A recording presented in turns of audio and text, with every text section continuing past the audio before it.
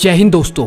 Cricket में tri series जो एक समय मोस्ट अवेटेड सीरीज हुआ करती थी, जिसमें 3 टीमें एक ट्रॉफी के लिए जंग लड़ा करती थी, लेकिन धीरे धीरे क्रिकेट में बदलाव आया और इन ट्राई सीरीज का रोमांच कहीं गुमसा होने लगा। और इन ट्राई सीरीज ने जल्द ही 2 टीमों के बीच होने वाली एक ओडीआई सीरीज का रूप ले लिया था। लेकिन इन ट्राई सीरीज का रोमांच भी अपनी चरम सीमा पर होता था, क्योंकि एक टीम की जीत से यहाँ दूसरी टीम को बहुत ज्यादा फर्क पड़ता था।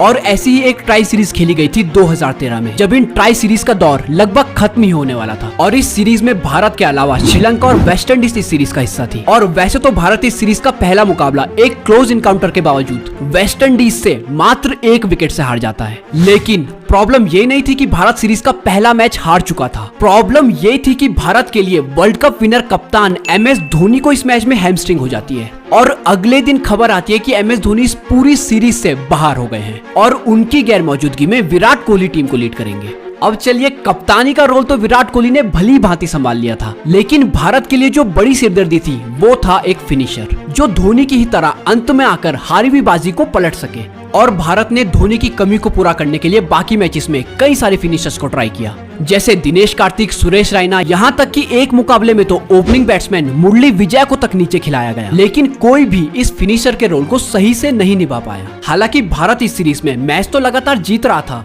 और इस सीरीज के फाइनल तक भी पहुंच चुका था, लेकिन अभी भी भारत को एक फिनिशर की कमी खल रही थी। ऐसे में खबर आती है कि कप्तान धोनी चोट से रिकवर हो रहे हैं और फाइनल मुकाबले के लिए धोनी उपलब्ध हो सकते हैं। और ये खबर हम भारतीयों को जितना सुकून दे रही थी, श्रीलंका को उतना ही ज्यादा दुख और दर्द, क्योंकि इस फाइनल मुकाबले के लिए भारत के सामने थी श्रीलंका। और धोनी की रिकवरी वाली बात पर मोहर तब लगी जब इस फाइनल मुकाबले के लिए टॉस के टाइम पर कोहली की जगह MS धोनी दिखते हैं। इसका मतलब साफ था कि धोनी इस बड़े फाइनल मुकाबले के लिए पूरी तरह से फिट थे।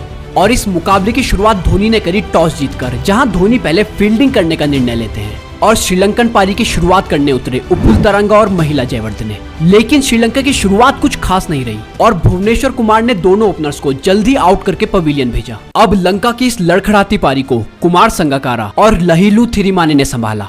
दोनों के बीच एक साझेदारी तो पनप रही थी, लेकिन श्रीलंका का रन रेट काफी स्लो चल रहा था। श्रीलंका का प्लान था कि पहले कुछ ओवर संभल कर खेले जाएं और विकेट्स बचाए जाएं और आखिरी में जाकर भारत पर प्रहार किया जाए, लेकिन श्रीलंका के इस प्लान को भारतीय गेंदबाजों ने उखाड़ फेंका।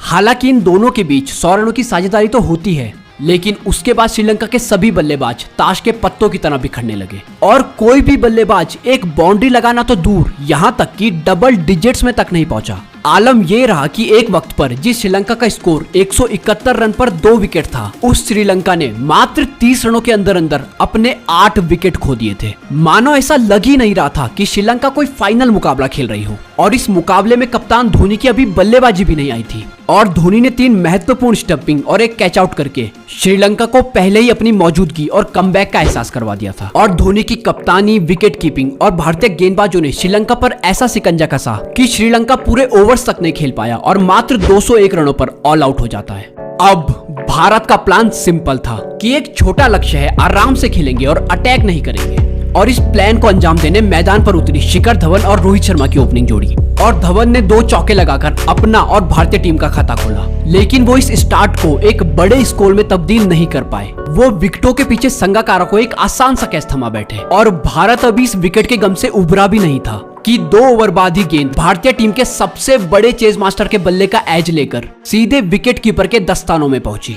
और ये विकेट जितना भारतीय समर्थकों को निराश कर रहा था, श्रीलंका को उतना ही खुश, क्योंकि ये बात किसी से छुपी नहीं थी कि विराट कोहली अगर आउट नहीं होते तो वो इस छोटे लक्ष्य को और छोटा बना देते। अब 2 अर्ली विकेट्स खोने के बाद हमको रोहित शर्मा और दिनेश कार्तिक के बीच 50 रनों की एक महत्वपूर्ण साझेदारी दिखती है, लेकिन श्रीलंका कार्तिक को आउट करके इस मैच में फिर से अपनी पकड़ बनाने की कोशिश करता है। लेकिन हिटमैन रोहित शर्मा अब सेट हो चुके थे और वो धीरे धीरे श्रीलंका के लिए एक अग्नि परीक्षा बनते जा रहे थे, क्योंकि अब रोहित अपना 50 भी पूरा करते हैं और उनके साथी बल्लेबाज सुरेश रैना ने भी 32 रन बनाकर रनों के इस फासले को और कम करने का प्रयास किया। दोनों का ही बल्ला आज आग उगल रहा था और श्रीलंका को अगर इस मैच में वापसी करनी थी तो किसी भी हाल में इन दोनों में से एक का विकेट लेना बहुत जरूरी था।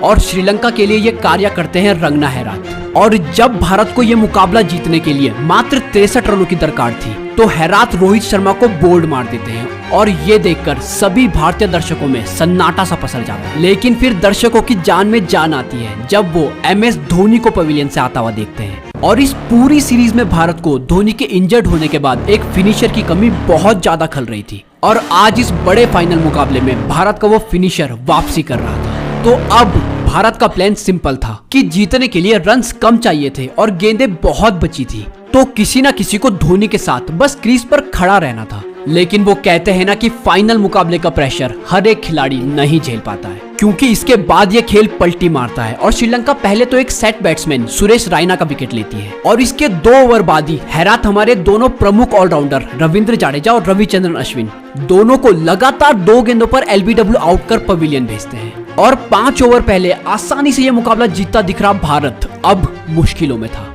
हालांकि कप्तान धोनी के दिमाग में सब कुछ कैलकुलेटेड था कि किस गेंदबाज के कितने ओवर्स बचे हैं और किस गेंदबाज को कब अटैक करना है। और धोनी एक छोर से तो बाउंड्रीज मारे जा रहे थे, लेकिन उनका साथ कोई नहीं दे पा रहा था और ऐसा प्रतीत हो रहा था मानो कुछ ओवर से भारत का नसीब का पहिया ही उल्टा चल रहा हो, क्योंकि इसके बाद भुवनेश्वर कुमार ने कुछ गेंदें तो खेली लेकिन वो भी बिना खाता खोले आउट हो जाते हैं। और इससे भी बड़ा झटका भारत को तब लगता है जब विनय कुमार भी एक बड़े शॉट की तलाश में कैच आउट हो जाते हैं।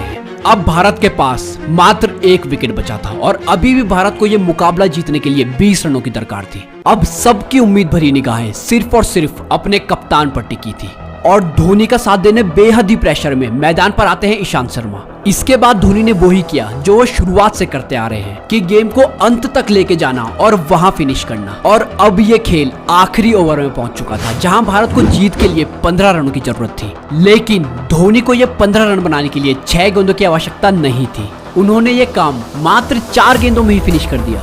ओवर की पहली गेंद डॉट रही और अगली गेंद पर धोनी ने पहले छक्का और फिर चौका, और जब 3 गेंदों में 5 रनों की दरकार थी तो एक और छक्का मार के भारत को यह फाइनल मुकाबला 1 विकेट रहते जितवा दिया। सभी दर्शकों की आंखें नम दिखाई दे रही थी, क्योंकि धोनी का एक फाइनल मुकाबले में एक छक्के से पारी को फिनिश करना एक बार फिर से दर्शकों को 2011 वर्ल्ड कप के फ्लैशबैक में ले गया था। और इस पूरी सीरीज की कहानी देखकर ये लगता है कि ये कहानी शायद खुद भगवान लिख रहा था, क्योंकि सीरीज के पहले मुकाबले में धोनी इंजर्ड हो जाते हैं और फाइनल मुकाबले से एक दिन पहले फिट होकर ऐसी मैच विनिंग पारी खेलना, ये सब कभी कभी किसी फिल्मी कहानी की तरह लगता है। इस तरह ये मुकाबला बना धोनी की कहानी का एक और अध्याय। अब आप लोग कमेंट करके बताइए कि आपको धोनी के करियर की सबसे बेस्ट इनिंग कौन सी लगती है, कौन सा मोमेंट, कौन सा वो पल है जो आपको सबसे ज्यादा यादगार लगता है। वीडियो को अंत तक देखने के लिए बहुत बहुत धन्यवाद।